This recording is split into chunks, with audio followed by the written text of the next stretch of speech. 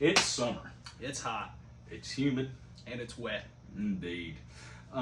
It's July. Yeah. You know what I'm saying? We're in the time of year where bass are cooking. Yep. Lethargic. Indeed. There's 2 times a year when we really see that lethargic state of bass. You got the middle of winter when it's cold and their metabolism slows way down. Mm-hmm. And then you got the middle of summer, the dog days of summer, where it's just hot. And you know, they're like us. When it's hot, humid out there, they don't want to be moving around. I think in the last video where we talked about summer baits last year, I made kind of a metaphorical situation of chasing after a dude with a hot dog cart. Yeah. It wasn't my best moment, but holds true. You don't want to go chase after your food when it's hot and humid. No, Neither sir. are they. So, you kind of got a thing where you slow down a little bit, sometimes. And then you kind of got a thing where you either provide them with a really good, large-sized meal, or you small it down. Exactly. You got your choices in front of you. Size up, size down. Indeed. And now we're going to go through our top 5 baits to be thrown in July when it's hot. We're going to start off with one in particular. It's more of a category. And that's going to be Topwater. Yep. This frog has a little bit of braid on it, but I'll hand that to you for a second. Alrighty. I'm going to whip out this popper. Do like this frog. So, indeed. The Spro bronze eyes are awesome. Now, this is the popping version, but all the Spro frogs are great. So, as you can see, we got 2 opposite ends of the spectrum. We got a frog, ultra weedless, throwing that up in the thickest of thick, and then we got a popper. Treble hooks. Not so weedless. Indeed. But kind of using them for the same purpose. Like I said, with the frog, throwing it up in the thick of the thick. Lay downs, grass mats, weeds and stuff like that. Structure, cover, all kinds of junk. And you're probably going to get it back out. Most likely. Yeah, most of the time. But, you know, that's what it's good for. Yep. You get it in there. That's where your bass are going to 2 different spots. They're either pulling up super shallow into cover, or they're going deep. Yep. Now, with the Topwater, you're targeting them shallow bass. That frog, when it's summertime, and we say they're going shallow, I mean, they're pulling in as far as they can into thick structure and under thick cover, shade, just stuff to block them from the sun. This you use to entice the bass to come out. Yep. Whereas the frog, you're actually pulling them out. So with the frog, throwing it up in there, walking it, doing its thing, catching them bass in there, and just torquing them on out. Mm-hmm. Popper, can't do that. So I'm going to cast it out there beside the lay down, something. Just give it a tiny, minuscule little pop. Watch that weight kind of dissipate. Give it another little pop. Wait. A little pop. Boom! Track that hungry bass out there. Then reel them in. Yep. It's that easy. Indeed. Keep it simple. Stupid.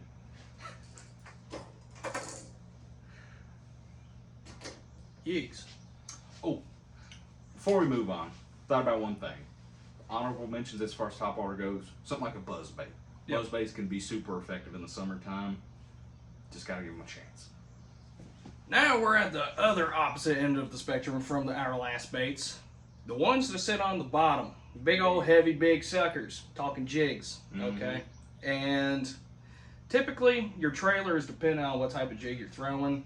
And the size, Yes. I'd say. So if you're throwing a larger jig, you know, 1/2 ounce or larger, you know, size up your trailer accordingly. This is a 1/2 and it's got a pretty thick sucker on it, a Pit Boss. Mm-hmm. And not like violent action. No. I mean, it's just kind of slow, wavy, not dead, but subtle. Yep. And then of course, you know, a lot of jigs come with rattle chambers, you know, so try out, mess with, see what works for you. Another really good trailer, I think, specifically for summertime, would be something like this Jackal Sasu Teki Crawl. You got these long claws on them that just kind of wave. Not really erratic rage crawl type action. Yep. More subtle, but a little bit of movement. Yeah. Because at this point in time, bass aren't really looking for a really erratic action when it comes to a lot of baits. They just want a big old fat meal that's relatively easy. So when you have just a big old fat jig sitting at the bottom, just kind of waving. Yeah, I think, it's kind of like with that much size, if you start throwing in crazy erratic action, it's more overwhelming. Yeah. Like, that looks like it would be a hard meal. Now, on the other hand, a smaller jig, like this swim jig here, which these are the two kinds of jigs that we super recommend in the summertime. It's a casting jig, all around jig, and a swim jig. Football jigs are good too. Absolutely. It all depends on what you're targeting. Kind of targeting isolated structure like timber or like a grass mat out here somewhere, and you're just casting beside it, open water situations, swim jig. Yep. If you're getting into the thick of it, or you're just casting open water, Going to the bottom. Yep, this will work well. If you have a specific rocky bottom, football head works really good for that. Yeah, or just a rock pile. Yeah. In general, something like that. Yeah. But anyway, back to this. This 1/4 ounce swim jig with a rage crawl on the back. Something like this. That's normally kind of like a paddle tail in the summertime. But if you're looking for that smaller jig with a lot of action, rage crawl is a good way to go on a swim jig. Mm-hmm.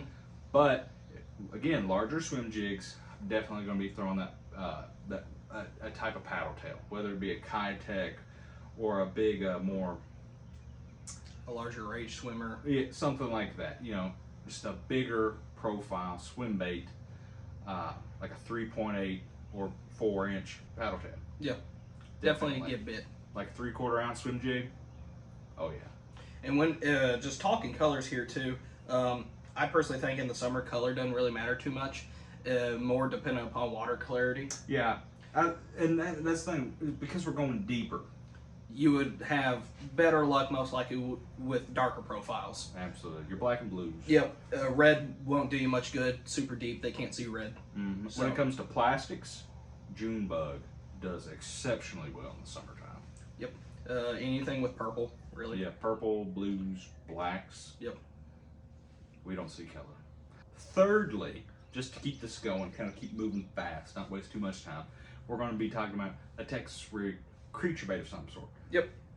For this instance, we're talking beaver style baits. Again, kind of less action, but not necessarily dead. No.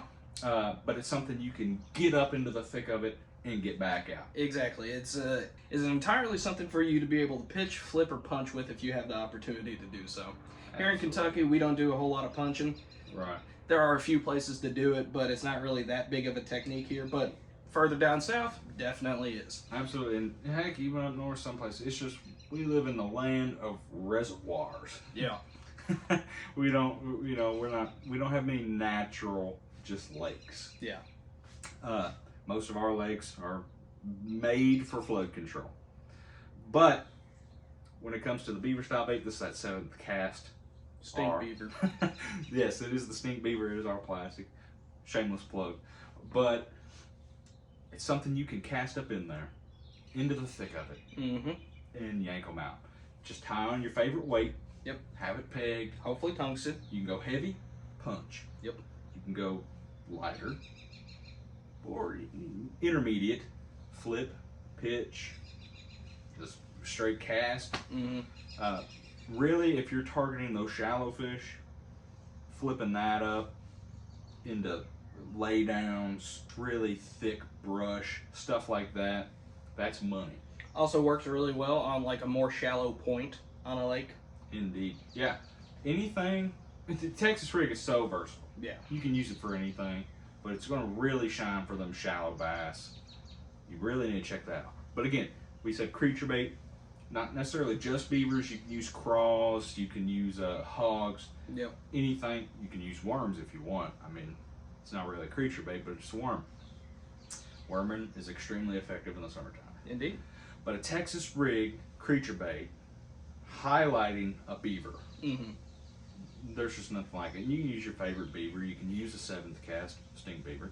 You can use a Reaction Innovations sweet beaver, or kinky beaver, or spicy beaver.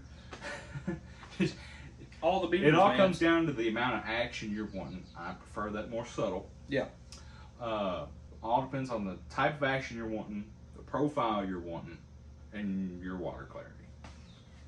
Also, one honorable mention that I would kind of lump in with here. If you're a guy that likes to tube fishing, you could do a big old like 1/2 ounce tube weight onto one of these style of tubes. Yeah, good old crawl tube. Yep, a crawl tube, something like that with a heavier weight and have the same effect and possibly do even better because you can rig these weedless as well. Also, shout out to 6 Cents for bringing back the crawl tube somewhat. They came out with the Crube, Yeah. their own version of the crawl tube, which is a technique that's mostly gone away. Yeah, not a lot of people tube anymore, especially crawl tubes. Except for smallmouth guys. Yeah, smallmouth guys are big into it. Yep, definitely. But for largie fishing, you don't see it a whole lot. T-rigs kind of just took over everything. Absolutely. I mean, for good And- reason. It's effective. And you can T-rig that tube. Yep. You know, it's there. So beavers, tubes, crawls, whatever you're gonna throw, Texas rig, creature bait is an effective rig. Indeed. All right, next up, probably my favorite technique of all time, or well, bait, Senko. Now this is actually a lunker hunt lunker stick. As you can see, though, we have actual Senkos, though. Yeah, actual Senkos. We got Stickos. We got Generals. We got Ochos. We got any kind of dang Senko you can think of, or soft stick bait you can think of. I got it. But anyway, these lunker sticks, I They'll owe a catch lot to them because it's actually the type of Senko that got me into Senko fishing. Yeah. I mean, I started lighting them up one day with these in this specific color. This is that sherbet color, I believe is what it's called. Sherbet kind of candy one. Yeah, sherbet. Man, I've Yeah. never gone back. But a Senko, either T-rig, wacky rig, Nico rig, you can do so much. If you are one of those guys that has to use a more finessey technique, if you're up north or if you're on reservoirs like us, if you're in a land of finesse tactics, Senko is your wild card. Yep, because you can run these pretty finessey, weightless, lightweight, and T-rig them. You could get a 4-incher and net it. You can wacky rig, weightless or weighted, and get a different presentation. Nico rig, like you said, completely different presentation. They're so versatile, and you can power fish them or you can finesse fish them. Yeah. They just work. Yeah. So much money has been caught on And, these things. We've been talking about how lethargic the bass are in the dog days. Well, I tell you what, that slow flutter down action of a soft stick bait is the absolute killer of lethargic bass. Oh yeah. I mean, it gets it every time. I promise you, a Senko is the way to go. Yep. Next up is a pretty much finesse bait, but you can power fish it pretty effectively, and that's the Shaky head. Okay. Indeed. And this is Junebug Red and the Divine Shaky Worm from 6 Cents. Okay. Indeed. Specifically the 7-inch. I think they make a 5.5 or a 5. They make a 6.3. 6.3. 6.37, and then the 9 point whatever. Anyways, this is the 7-inch one. Yeah. This is a really good presentation for I a was gonna Shaky say, Worm. that 6.3, 7-inch, I think that's your sweet spot. Oh yes. 6 to 8-inch is your sweet spot for shaky head worming in the summertime, I feel. Yeah. Now, I am a Magnum worm guy, so there's that. But for just specifically shaky heading, 6 to 7 to 8-inch. Definitely gets it done, okay. And you know, work these a tad bit slower than you would probably work a Senko or something. Yeah.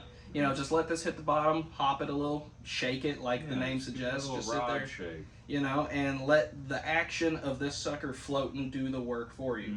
Now, any baits that have the airtail, what companies putting that So out? you have the Airtail Rattler Yeah. from Grande Bass. Yeah, so stuff like that You have works the really well. Bubble Tail from 13. Oh yeah, I forget about that.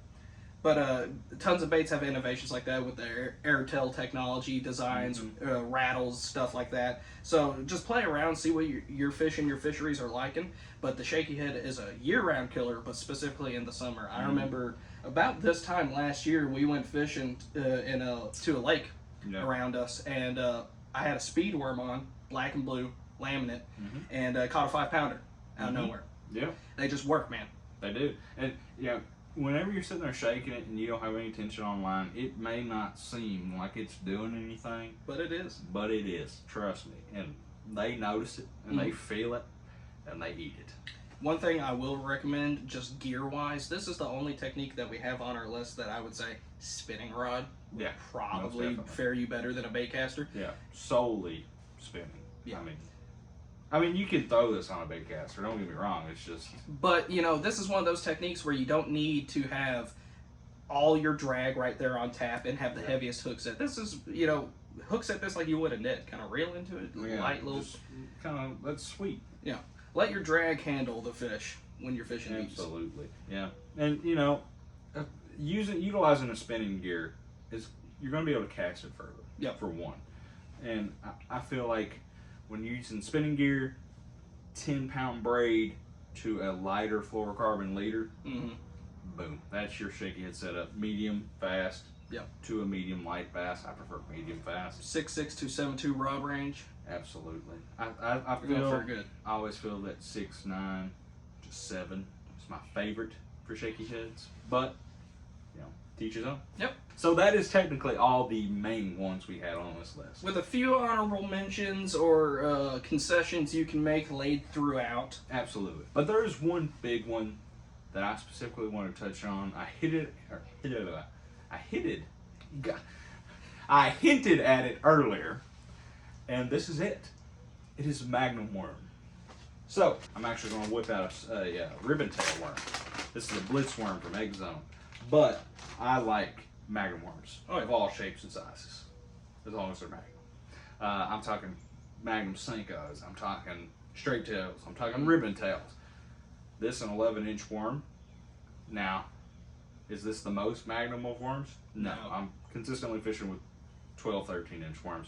I got a 16-inch worm right here to prove it. It's that ER16 from Gambler. But this will get it done. Ribbon tails in the summertime. And I like red bug when I'm going shallow, but June bug has to be my favorite summertime color, especially on ribbon tail worm. There's something about that subtle swimming kind of twizzling action of that little ditty daddy back there just gets them. Yep. And really try out a Magnum ribbon tail worm this summer. You won't be let down. But with that, we're bringing this video to a close. Yep. Don't forget to like, comment, subscribe, ring that notification bell. Drop a comment down below. Say what your favorite baits are that you like to throw in this start of dog days of summer, early July. Because we're curious. We want to know because a lot of you all are from around Kentucky. We have a few of y'all from Texas, a few of y'all from up north. So like to hear what you all have to say about the summertime fishing. Yeah, and if there's a specific summertime tactic that you'd like to see us employ and kind of teach you a little more about it, let us know. Yep, we'll make a video. And don't be afraid to get in that live chat because we're always in there. We're always communicating. So whenever this video or another video premieres in the future, conversate with us. We'll see y'all next one. Yeah, conversate with us. We'll see you next time.